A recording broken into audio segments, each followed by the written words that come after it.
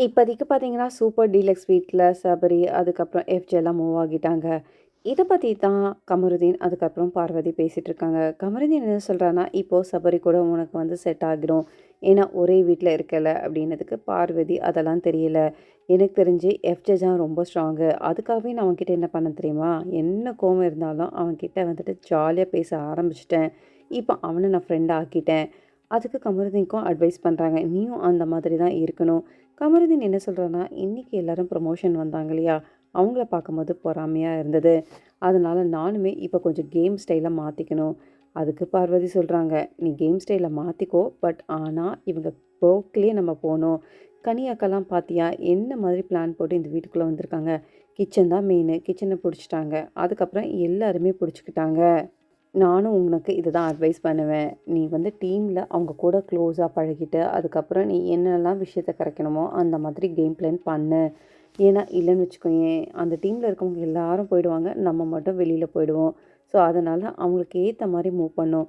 வியனாவையும் நம்ம இழுத்துக்கணும் நம்ம பக்கத்துலன்ற மாதிரி தான் சொல்லிட்டு இருக்காங்க.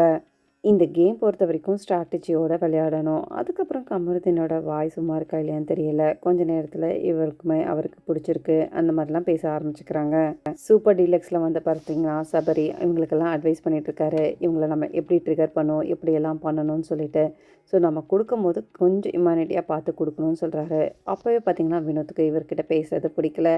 அங்க இருக்க திவாகர் அவருமே என்ன சொல்றாருன்னா, "நீ உடனே இப்படிலாம் பேசாத சபரி. கொஞ்சம் வந்து பொறுமையா இரு. உடனே நீ நினைக்கிறதெல்லாம் பண்ணணும்னா அது நடக்காது."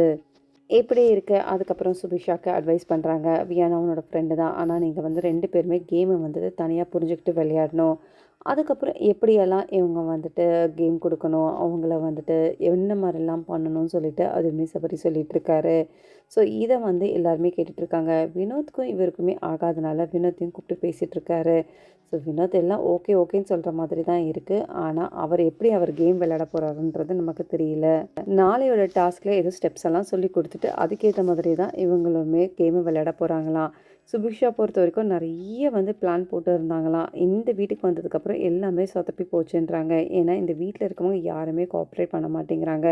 இன்னொன்னு முக்கியமா என்ன சொல்றாருன்னா, நமக்குள்ள சண்டை போட்டா அது தெரியவே கூடாது. நம்ம எல்லாருமே ஒத்துமையா இந்த கேம விளையாடணும்னு சொல்லிட்டு, அந்த மாரி பேசிட்டு இருக்காங்க.